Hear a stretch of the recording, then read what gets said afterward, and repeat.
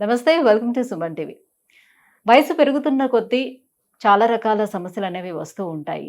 So, అందులో పక్షవాతం కూడా ఒకటి. మెదడుకు రక్త ప్రసరణ సరిగ్గా జరగకపోవటం, లేదంటే మెదడులోని నరాలు చిట్లిపోవటం, ఇటువంటి దాంతో మనం పక్షవాతం అనే సమస్యను చూస్తూ ఉంటాం. ఇది తీవ్రం అయిపోవడం వల్ల చాలామంది మంచానే పడి ఉంటారు. కాళ్ళు చేతులు పడిపోవడం లాంటివి జరుగుతూ ఉంటాయి. సో, ఇలా కాకుండా ఉండేందుకు అసలు మనం ప్రివెంటివ్ కేర్ ఏం తీసుకోవచ్చు? అసలు పక్షవాతం ఒకవేళ వస్తే ఎలాంటి ట్రీట్మెంట్ ఆప్షన్స్ మనకి అవైలబుల్ ఉన్నాయి? ఈ విషయాలన్నిటిపై అవగాహన కల్పించేందుకు మనతో పాటు ఉన్నారు డాక్టర్ శ్యామ్ జైస్వాల్ గారు, neuro physician from KIMS hospital Gachibowli. Hello. Hello నమస్తే. సార్. నమస్తే. సార్, సో పక్షవాతం. సో పక్షవాతం రావటానికి మెయిన్ రీజన్స్ ఏముంటాయి? అంటే ఒకవేళ ఫ్యామిలీ హిస్టరీ ఉన్నది అని అంటే ఖచ్చితంగా వాళ్ళ పిల్లలకి పక్షవాతం వచ్చే ఛాన్స్ ఏమైనా ఉంటుందా? అదర్ రీజన్స్ కూడా ఏముంటాయి పక్షవాతానికి? ఆహ్, ఆహ్, నా ఇండియాలో ఫ్యామిలీ హిస్టరీ చాలా తక్కువొస్తుంది. మెయిన్ పక్షపాతానికి కారణం ఏంటి? There something called risk factors.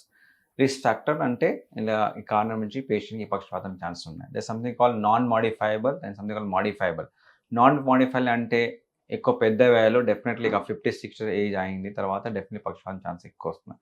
Seconds లేడీస్‌కి, ఫీమేల్స్‌కి ఇంకా ఛాన్సెస్ పక్షపాతానికి చాలా ఎక్కువొస్తుంది.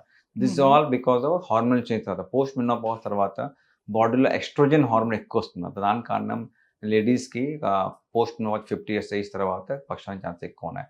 That we can not change. But కొద్దిగా మోడిఫైయర్స్ ఫ్యాక్టర్స్ మోడిఫైయర్స్ అంటే వి కెన్ చేంజ్. ఎట్లా చేంజ్ చేయాలి? మెయిన్ రిస్క్ ఫ్యాక్టర్స్ ఉన్నాయి ఆల్కహాల్ అండ్ స్మోకింగ్. ఈ స్మోకింగ్ నుంచి, నికోటిన్ నుంచి ఈ రక్తనాళం డ్యామేజ్ ఉంటాయి. మనకి ఎందుకు పక్షపాతం అంటే ఇలా ఇక వాస్కులర్ ఈవెంట్ అంటే రక్తనాళానికి ప్రాబ్లమ్స్ ఉన్నాయి. దానికి ఏమిటి నికోటిన్ నుంచి రక్తనాళం డ్యామేజ్ ఉంది. దాని కాజెస్ ద పారాలిసిస్ అటాక్. తర్వాత BP and sugars and cholesterol ఈ 3 రీజన్స్ ఉన్నాయి. ఈ 3 reason BP, sugars and cholesterol regular check చేయాలి. ఈవెన్ 40 ఇయర్స్ ఏజ్ తర్వాత ఇప్పుడు అట్లా మేడం చెప్పారుకి ఎక్కువ పెద్ద వయసులో ఉన్నాయి. బట్ ఇప్పుడు ఈ ప్రెజెంట్ ఏజ్‌లో ఈవెన్ నేను చిన్న ఏజ్‌లో ఈవెన్ 40 ఇయర్స్ ఏజ్‌లో పక్షవాతం చూస్తా నేను. ఎందుకు? Because of the main reasons నేను చెప్పారు స్మోకింగ్, ఆల్కహాల్స్ అని బీపీ, షుగర్స్ అని తర్వాత కొలెస్ట్రాల్స్ ఈ 3 కారణమ్స్ ఉన్నాయి. And sometimes something called homocysteine. ఇలా ఈ ఇండియన్ పాపులేషన్‌లో హోమోసిస్టిన్ ఇంకా చాలా ఎక్కువొస్తున్నాయి. ఈ కారణం అంటే మోస్ట్‌లీ వెజిటేరియన్ డైట్‌లో homocysteine but it's not like that. Even non వెజిటేరియన్‌కి నేను చూసేసరికి హోమోసిస్టిన్ లెవెల్స్ ఎక్కువగా ఇలా మోస్ట్‌లీ మేబీ జెనెటిక్ మేకప్స్ ఉన్నాయి ఇండియన్ పాపులేషన్‌కి. దాని కారణం ఈ పక్షవాతం ఛాన్స్ ఎక్కువున్నాయి.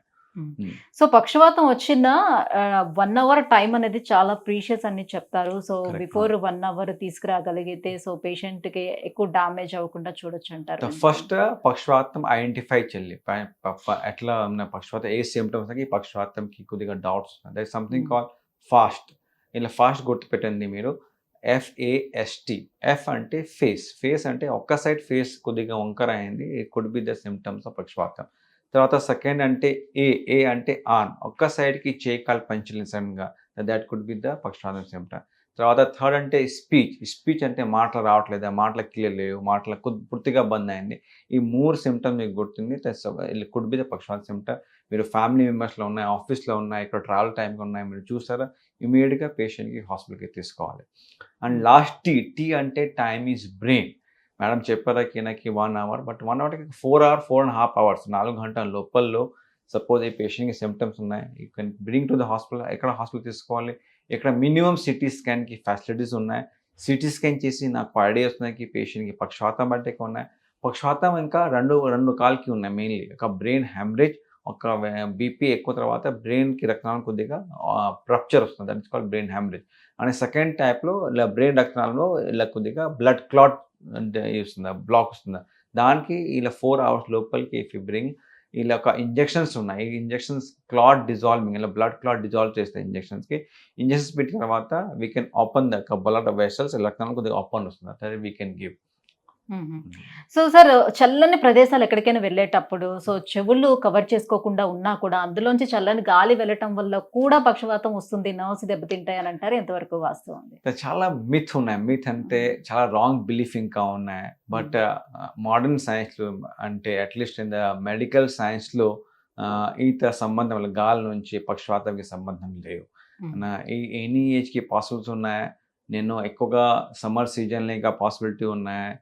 వింటర్ సీజన్ గా పాసిబుల్ ఉంటాయి, సీజన్ నుంచి గాలి నుంచి సంబంధం లేదు. ఓకే. సో పక్షవాతం వన్స్ వచ్చింది ఎఫెక్ట్ అయితే కాళ్ళు చేతులు కానీ ఏదైనా ఎఫెక్ట్ అయితే మళ్ళీ తిరిగి నార్మల్ పొజిషన్కి వచ్చే ఛాన్స్ ఉండదని అనుకుంటూ ఉంటారు. సో అట్లా ట్రీట్మెంట్ ఇచ్చిన తర్వాత నార్మల్ పొజిషన్కి వస్తారా వాళ్ళు? డెఫినెట్లీ ఛాన్స్ ఉన్నాయి. ఇప్పుడు నేను చెప్పాలకి మోడర్న్ సైన్స్లో చాలా డెవలప్మెంట్ అయింది. సైన్సెస్ ఎవ్రీడే ఇప్పుడు ఆర్టిఫిషియల్ ఇంటెలిజెన్స్కి మాటలు ఉన్నాయి, మషిన్ లెర్నింగ్ ఉన్నాయి. All those things are definitely helping patients. నేను ఆల్రెడీ మేడం చెప్పాలకి 4.5 hours చాలా ఇంపార్టెంట్. ఇలా గుర్తుపెట్టండి, ఎన్ని సిమ్టమ్స్ చూస్తే 4.5 hours లోపల పేషెంట్కి హాస్పిటల్ తీసుకోవాలి. అది ఇంజెక్షన్స్ తర్వాత ఎందుకు ఇంజెక్షన్స్ పెట్టాలి, ఇంజెక్షన్స్ పెట్టిన తర్వాత పేషెంట్స్కి డిసేబిలిటీ మళ్ళీ పక్షవాతం ఏమొస్తుందా ఒక్కసారి చేకాలు కింద పడిపోయింది, మాట్లాడలేదు, పేషెంట్ డిసేబుల్ వస్తుంది, పేషెంట్ బికమ్ డిపెండెంట్గా కేర్ టేకర్ నా ఫ్యామిలీ మెంబర్స్కి చూపించే అవసరం ఉన్నాయి. దట్ ఈస్ వెరీ హెడేక్, తలనొప్పి ఉన్నాయి పేషెంట్కి. సపోజ్ ఫ్యామిలీ మెంబర్స్లో వర్కింగ్ పర్సన్స్కి అయింది, what ever working person male ఉన్నాయి ఫీమేల్స్ ఉన్నాయి, ఇలా పక్షవాతం అయింది, మొత్తం ఫైనాన్షియల్స్ ఇంకా ఇష్యూస్, ఫిజికల్ ఇష్యూస్ మొత్తం ప్రాబ్లమ్స్ స్టార్ట్ అవుతుంది. ఈ ఇంజెక్షన్స్ తర్వాత we can decrease the disability. ఆ తర్వాత ఈ ఇలా పక్షవాతం తర్వాత వీ కెన్ కొద్దిగా కొన్ని ఇన్వెస్టిగేట్ టెస్ట్ ఉన్నాయి. టెస్ట్ అంటే ఎంఆర్ఐ స్కాన్స్ ఉన్నాయి, ఈకో ఉన్నాయి, కొన్ని బ్లడ్ టెస్ట్ ఉన్నాయి. ఈ స్కాన్ తర్వాత బ్లడ్ టెస్ట్ తర్వాత వీ కెన్ గెట్ ఐడియా వస్తుంది ఎందుకు ఇలా పక్షవాతం అటాక్ వచ్చారు, కారణం ఏంటి. అప్పుడప్పుడు గుంటల నుంచి క్లాట్ నుంచి బ్రెయిన్లో డిస్లాజ్ అయింది, దాని తర్వాత పక్షవాతం ఛాన్స్ ఉన్నాయి. రికగ్నైజ్ చేసి నాకు ఎందుకు పక్షవాతం అయింది, తర్వాత పర్టికులర్ మెడికేషన్స్ ఉన్నాయి. మొత్తం పక్షవాతం సేమ్ మెడిసిన్ లేవు, వేరే రకాలకి వేరే రకం మెడిసిన్స్ ఉన్నాయి. ఈ మెడిసిన్స్ తర్వాత మందు పెట్టిన తర్వాత పేషెంట్స్కి రికవరీ ఛాన్స్ ఎక్కువ వస్తుంది. ఈ మెడిసిన్ నుంచి సెకండ్ టైం మళ్ళీ రావడానికి 91% ఛాన్స్ తక్కువ వస్తుంది. తర్వాత ఇప్పుడు మంచి ఫిజియోథెరపీ ఉన్నాయి. అట్లీస్ట్ హైదరాబాద్లో ఆల్మోస్ట్ 20, 30, 100 రిహాబ్ సెంటర్స్ ఉన్నాయి, మంచి ఫిజియోథెరపీ సెంటర్స్ ఉన్నాయి. ఈ ఫిజియోథెరపీ నుంచి కాలికి మంచి స్ట్రెంగ్త్ రిటర్న్ వస్తుంది. ఇప్పుడు నేను చెప్పడానికి మోడర్న్ సైన్స్లో సంథింగ్ కాల్ రోబోటిక్ ఎక్సర్సైజ్ ఉన్నాయి, ఎగ్జోస్కెలెటన్ ఎక్సర్సైజ్ ఉన్నాయి. ఈ ఎక్సర్సైజ్ చేసిన తర్వాత ఆల్మోస్ట్ ప్రాపర్గా ఫాలో చేసిన ప్రాపర్ న్యూరాలజిస్ట్కి కన్సల్ట్ చేసిన తర్వాత 90% రికవరీ ఛాన్స్ ఉన్నాయి. 90% పేషెంట్కి మంచిగా స్ట్రెంగ్త్ వస్తున్న మాటలకి రికవరీ ఇంకా ఛాన్స్ ఉన్నాయి. So preventive is better than cure అంటారు కాబట్టి అసలు రాకుండా ఉండేందుకు ఎలాంటి జాగ్రత్తలు తీసుకోవాలి, ఎలా ఉండాలి, లైఫ్ స్టైల్ చేంజెస్ ఎట్లా ఉండాలి? నేను చెప్పాను ఈ మొత్తం ప్రాబ్లమ్స్ హార్ట్ కానీ కిడ్నీ కానీ బ్రెయిన్ కానీ ఈ మొత్తం is a gift of the modern life style. Modern life style అంటే ఇప్పుడు జస్ట్ లైఫ్ స్టైల్ చేంజ్ చేయాలి. లైఫ్ స్టైల్ చేంజ్ అంటే మామూలుగా భోజనంలో చేంజ్ చేయాలి. Process food, junk food no అంటే మామూలుగా ఇంట్లో ఫుడ్స్ తీసుకోవాలి. వాట్ ఎవర్ అలా పప్పు ఉన్నాయి, అన్నం ఇలా పెరుగు అన్నం ఉన్నాయి, కూర ఉన్నాయి, ఫ్రెష్ వెజిటబుల్స్ ఉన్నాయి, ఫ్రెష్ ఫుడ్ ఉన్నాయి తీసుకోవాలి. ప్రాసెస్ ఫుడ్ అవాయిడ్ చేయాలి. తర్వాత seconds regular exercise, daily minimum ½ an hour exercise చేయాలి. ½ an hour ఎక్సర్సైజ్లో ఏం ఎక్సర్సైజ్ ఓకే, వాకింగ్ ఉన్నాయి, రన్నింగ్ ఉన్నాయి, యోగా ఉన్నాయి, ఇవన్నీ ఎక్సర్సైజ్ చేయాలి. ½ an hour ఎక్సర్సైజ్ చేయాలి. రెగ్యులర్ బ్లడ్ టెస్ట్ చేయాలి. బ్లడ్ టెస్ట్లో mainly sugar, BP, cholesterol and homocysteine చెప్పారు. ఈ 4 చెక్ చేయాలి.